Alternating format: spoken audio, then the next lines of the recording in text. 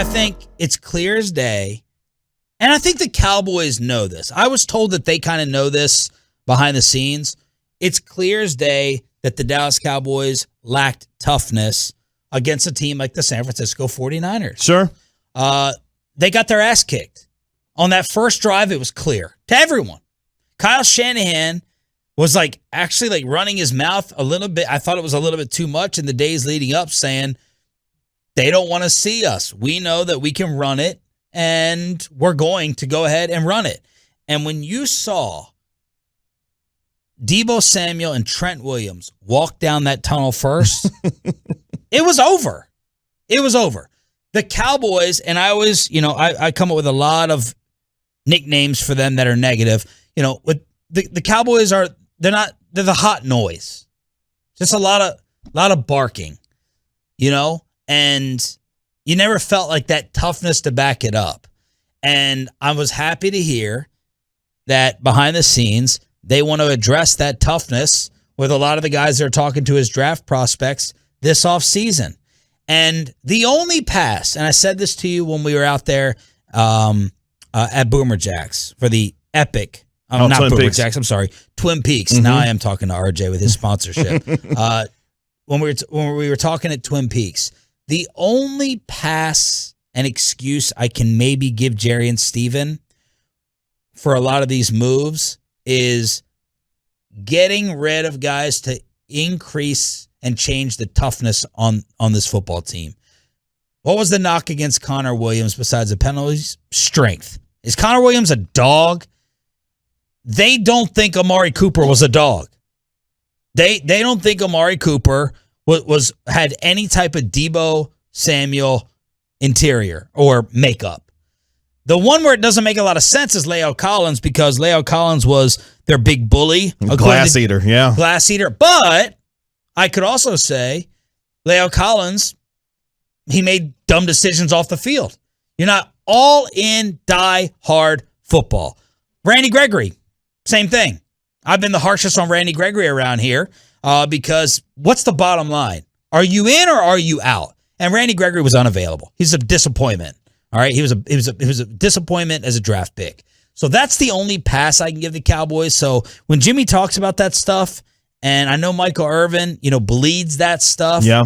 And Jerry Jones and Michael Irvin were not happy that Amari Cooper didn't get vaccinated.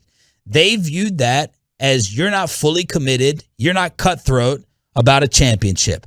I didn't personally agree with that. Yeah, I don't agree with that either. But that was their approach, and I wonder how much that's factoring in to their offseason. But this team has lacked an attitude and a swagger and a toughness, and I hope it gets addressed. Well, I think there's two sides to this coin when this comes to this conversation, because there has to be a realization here. Michael Irvin ain't walking through that door. Dez Bryant not walking through that door. The yesteryear type of player with that kind of mentality for a lot of players today is different. Yeah. There are certain guys that you can say still have that. Luka's a dog. Luka's a dog. A dog. Micah Parsons is that dog. way. Yes. There's certain guys that you will still have some of that old school mentality, but a lot of today's modern athlete is much different. They're much more sophisticated, much smarter. Yeah. Giannis is a dog. Exactly. But there's a way that you can still deal with that kind of athlete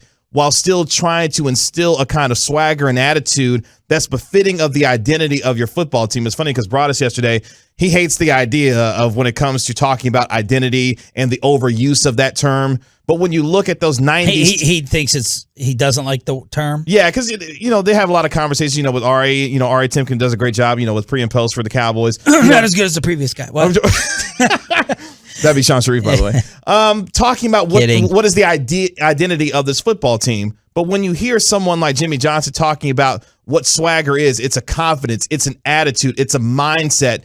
Those things can translate to a football team. And you're right. When San Francisco came out, walking out to Kodak Black Super Gremlin, you knew what time it was. Yeah. They knew that they were the tougher, more physically, more mentally tough football team. Yeah. That's what's missing from this Cowboys team. And I think for some, in terms of that realization, that has to be something that in a lot of ways you have to get back to in order to be able to project that onto the field consistently week over week, but you still have to understand how to deal with the modern player when it comes to the NFL these days. I know that they were in the news the other day, but I feel like the Miami Heat are that team in the NBA.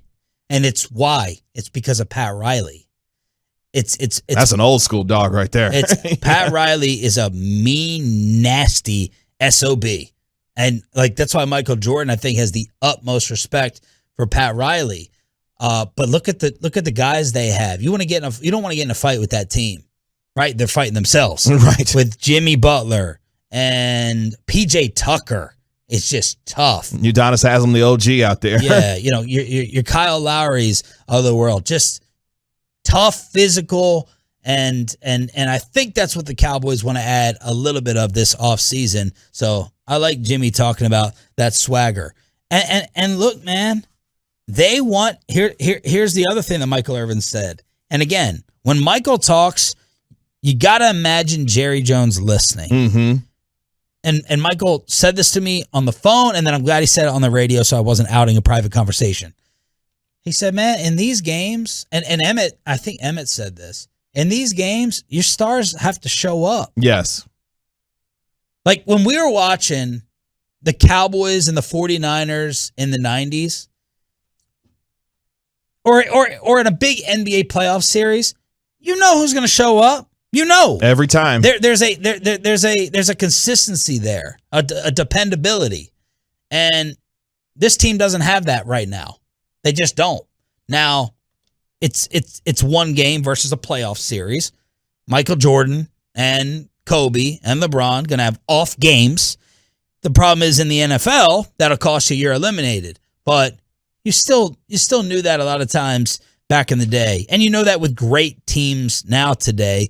Who's going to show up? Yeah. And how consistent they're going to be. And that didn't happen in the playoff game. No, it didn't happen in the playoff game. And, you could look at the NFL and, with football and basketball is, the NBA and basketball is more kind of an individual sport, guys, 5 guys versus 11 guys. With the 11 guys, you have to work more in concert. But the point remains the same.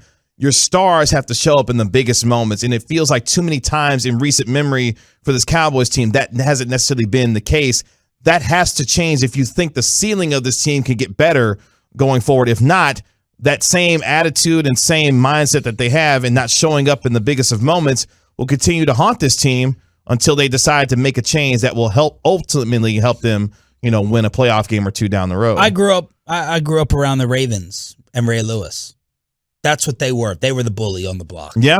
They could have Trent Dilfer and they could have Elvis Grbac and they could score 13 points a game. We're just going to kick your ass. We're going to beat your head in, and we're going to bludgeon you, and we're going to hurt you.